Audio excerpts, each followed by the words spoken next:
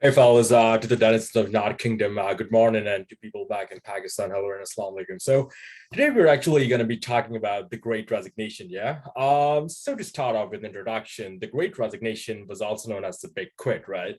So what exactly is a Great Resignation? It's an economic trend in which employees, you can say, voluntarily resign from their jobs, something that began in early 2021. And these resignations, they came in large numbers, and it started in the United States. And this happened when the American government basically refused to provide necessary worker protections in response to the pandemic. Ultimately, this failure to grant worker protections, right, it caused two things. Number one, uh, it caused an increase in wage stagnation, and secondly, it caused a rising cost of living. Some economists have described the Great Resignation as a kind of general strike when they have discussed Striketober, a wave of strikes which also happened in October 2021. If we look at the genesis, the term Great Resignation was coined by Anthony Klotz, and he was actually a professor of management at Mays Business School at Texas A&M University. Mr. Klotz predicted this mass exodus in, believe it or not, as early as May 2021. So if you look at the background to the Great Resignation, in the 20-year period from 2001 to 2021, in these 2 decades, you could say the United States resignation rate, it never exceeded 2.4% of the total workforce per month. You see, high quit rates, they basically indicate worker confidence in the ability to get higher paying jobs. And this normally happens when you have a lot of high economic stability, you have an abundance of people working, not to mention low unemployment rates. To support this argument, I just came across a report from the ADP Research Institute, which tracks payroll data. And this report showed that US wages for existing job holders, it rose a record 5.9% in December compared to the year before. While those who switched their jobs, it increased by an average of 8%, which was also a record high. Before we go next, we need to fully understand the term Great Resignation. We need to understand the meaning of the word paradox, right? You see, a paradox is basically an assertion or a statement, right, which has controversy in it, but at the same time, it also carries a semblance of truth. For example, let's say of Oscar Wilde, man can resist anything but temptation. The coward yelled, all men are liars, right? One day, maybe we all be old enough to be young again, right? So as this pandemic continued, the workers, what they did was they paradoxically quit their jobs in large numbers. And this is despite continued labor shortages and high unemployment. So in the 3 months through September 2021, wages in the United States increased by 4.2% than a year earlier. And this was the fastest recorded hike since 1990. Now, obviously, you have shortage of government policies, which is definitely not helping the cause. But you know what, fellas, the most surprising and tragic thing was something that was really tragic, that majority of these layoffs, right, a substantial portion of these resignations, they were driven by women who disproportionately work in industries like service industries, childcare, which, by the way, were affected the most by the lockdowns. See, as of November 2020, London suffered the worst fall in job vacancies among major European cities. So the situation was pretty much dire, and now we need to actually look at the causes. What really triggered the Great Resignation? You see, there were several factors, not just one, obviously. Several factors instigated employees to quit their workplace. You had obviously, number one, rigid work schedules, then you had insipid work, not a lot of innovation, people just feeling glued to a desk that they don't really feel they should be sitting next to. There's obviously lack of respect for colleagues, semblance of politics, unfair compensation, but most importantly, a substantial dearth of opportunities for professional work. You see, the COVID pandemic, it has allowed workers to rethink their careers, work conditions, and long-term goals. As many workplaces attempted to bring their employees in person, workers, what they did was they desired the freedom to work from home, given the pandemic. With telecommuting, you also have schedule flexibility. And this was also a primary reason to look for a new job for a majority of the people, which was studied by Bankrate in August 2021. Additionally, many workers, especially the younger cohorts, the younger echelons of the society, they are seeking to gain a better work-life balance, which In-person interactions were hit the hardest by these wave of resignations. It would definitely go, industries like restaurants and hotels, they were hit real hard, yo. COVID-19 stimulus payments and rise in unemployment benefits, they allowed those who rely on low-wage jobs for survival to stay home. Although places where unemployment benefits were rolled back, they did not really see significant job creation as a result, right? Now, there was a study that was conducted by Adobe. This mass movement, this exodus, it was driven by millennials and Generation Z, who are more likely, they have a high probability of being dissatisfied with their work. More than 50% of Generation Z have reported planning to seek a new job within the next year, right? So additionally, another cause for the Great Resignation is that you got millions of people who are also suffering from disabilities after from long COVID. And this also, has a negative repercussion on their ability or desire to work. The most interesting factor was something that was demonstrated in an IMF working paper that focused on causes within the US and the UK labor markets. The authors attribute 35% of the shortfall in the United Kingdom to older workers withdrawing from the labor force. This finding has led some to suggest that the lack of attention paid to the role of older workers exiting the labor market, particularly given that the COVID pandemic has affected their ability to work, is simply not focused upon by employers, right? There's generally a culture of dismissiveness of the role of older workers in the economy. In other words, right, from that, we can infer that maybe, the problem of ageism in the workplace, it's still persisting. And if that is the case, right, is this gonna make ageism an exacerbating factor in the labor market gap, particularly in the UK? That is something that only times will tell. But for now, the situation is pretty dire, you could say. If we examine these impacts on a broad international level, right, obviously the States was hit real bad by that. So in June 2021, you had approximately 3.9 million American workers who quit their jobs. 1 in 5 healthcare workers quit their jobs. See, employees in Germany, they had the most COVID-related resignations, with 6% of the workers leaving the jobs. This was followed by the United Kingdom with 4.7%, the Netherlands with 2.9%, and France with 2.3%. A bit of a breather in Belgium, which had the least number of resignations compared to the rest of these countries, with 1.9%. A similar phenomenon is occurring in China, which is referred to as Tang Ping, right? And it started roughly during the same time in April 2021. India also has witnessed large-scale resignations across sectors of the economy.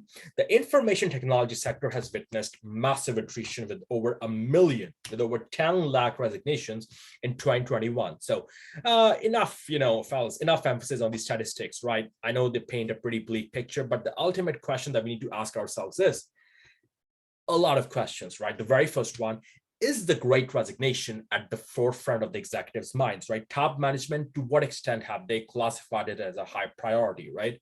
So whether executives are inspired, worried, or both, as a consequence of the big quit, there is one thing that is absolutely crystal clear, like the blue sky.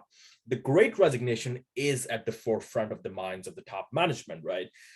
Fortune and Deloitte once carried out a recent survey of 175 chief executive officers, which found that their top primordial concern was attracting and retaining talent. Another question that we can ask ourselves is, when will the Great Resignation end, right? I mean, nothing is permanent, obviously, there's that saying, but the scary thing or the worrisome thing is in this case that even after months of historic numbers of people leaving their jobs, the Great Resignation, it isn't letting up. A lot of people are calling it a farce, but my statistics don't lie, right? In a survey of American workers conducted in December by Resume Builder, and that was an online resource basically for job seekers, 52% of the respondents who indicated 52% of the respondents who were contacted, they basically planned to quit their jobs, and some were saying that they were going to do that in the first half of 2022. So Bilbo Baggins once said in The Hobbit, right? The worst is, behind us, and then they were proven wrong. So I guess it might be a similar phenomena for us as well, especially for the top executives of these firms. So ultimately, what is our corollary? All right, based on the above preposition that has been proved, what is the next preposition that we're going to draw? The Great Resignation is still going strong. But these findings, they show a glimmer of light at the end of the tunnel, right? You see, employers can retain workers by improving classic workplace dynamics that don't require monetary investments, by toning down politics, by enhancing the growth factor, by exacerbating the open door policy, right? Making sure it doesn't just exist on paper, but that's also implemented in person, in letter and spirit. If we talk about the American government in particular, it needs to assign priorities towards addressing the most important concerns, right? Concerns that are affiliated with wage stagnation and rising cost of living, right? Because of which it started in the very first place, right? On an immediate effect. See, COVID happened. There's nothing the world can do about it, right? But what you can do is you can kind of work on your remediation measures, right? Worker protection, it should be reinforced along with increases in financial and non-pecuniary benefits to retain more resources in future and therefore deplete the high quit rate. See, just a little effort, just a way bit effort, right? That is all it takes to encourage people to stay and grow with their company. That's where you feel outsourcing can fundamentally come into the picture. Let's talk a bit about outsourcing, right? Let's talk a bit about offshoring in particular. According to Superstaff, offshoring to Philippines is the logical solution in order to thrive in the Great Resignation. We're talking just about, from the American perspective right now. Factoring financial engineering into consideration, opponents of the theory would claim that the high corporation tax rate in Philippines, that is 30%, that would make long-term business activity very untenable and non-feasible because companies would feel that their ROI is being limited by these high tax rates. However, there's that saying that behind every cloud, there's a silver lining. The move has many advantages. The move of offshoring. You see, firstly, with a limited pool of onshore candidates, US businesses can overcome hiring challenges by expanding options to include offshore talents, right? Secondly, companies that outsource to the Philippines, they empower their businesses with employees that display solid English communication skills, a firm grasp of Western culture, advanced technological know-how, right? And most importantly, an impeccable work ethic, right? So fundamentally speaking, what you're doing is during these troubled and afflicted times, you're giving your business access to a global talent pool. Secondly, outsourcing is an excellent strategy to offset the increasing rates of wages among core onshore teams and other onshore, operational expenses. Offshoring to the Philippines, for example, it could enable businesses to reduce one of their most expensive overheads, and that is what? Labor costs, right? Since business pays leases and rentals are also significantly lower in the Philippines, right? Companies that outsource can save up to 60% on operational expenses. And this really offers a significant cost advantage to businesses, right? Some of the most die-hard critics, right, who are aligned to financial engineering, maybe they can, take a leaf out of this book. So the Great Resignation has triggered, it has triggered a ripple effect, right, in many organizations in the States. As employees quit in droves, the remaining staffers, they're burdened with more work. They're taking on 3 times more workload than they used to handle. This basically puts them at a risk of burnout and on the brink of resignations themselves. This further perpetuates the talent gap within organizations. By delegating tasks that take a considerable amount of time to accomplish offshore, employees afford their onshore employees less pressure and more time to focus on their core expertise, right? Divide and conquer. Basically, you're paying homage to that principle. So in conclusion, what have you learned from this, right? Flexibility, that is the ultimate need of the hour. The COVID-19 pandemic, you see, it has allowed workers to rethink their careers, their work conditions, and long-term goals. Now, as many workplaces attempted to bring their employees in person, workers desired the freedom to work from home given the pandemic. With telecommuting, you also had schedule flexibility, right? And this was the primary reason to look for a new job, for the majority of those that were straight by bank rate in August 2021. Additionally, many workers in younger cohorts, like I said before, they are looking to gain a better work-life balance. At this point, right, the story of the Chinese farmer really comes in my mind, right? Once there was this Chinese farmer, right? He had a horse and the horse ran away, right? Bolted into the blue. The people come up to say to the farmer and say, "Mate, that's terrible." He says, "Maybe," right? And the next day, 7 wild horses instead, come to the farmer. People are like, "That is phenomenal." He's like, "I don't know. We'll find out," right? And one day, one of his sons, right, he takes the horse, out for grazing, one of those horses, and the horse throws him down, and the son ends up busting his leg, right? Kid's got a broken leg. People are like, "Mate, that's bad luck. That was, that was voodoo or black magic or something." Farmer's like, "I don't know. Let's see." One day, the conscription forces, right? They just come to the village and they just take all the able-bodied men away with them to participate in the war, but they leave out the farmer's son because of his broken leg, right? So I guess the moral of the story, and fundamentally speaking, I guess if you apply to a broader context, the moral that you get from the Great Resignation is that sometimes what is being said, it's not all that remains to be discussed, right? You don't know whether something's good or bad, whether it's right or wrong, because you can't really see the whole picture in one frame, right?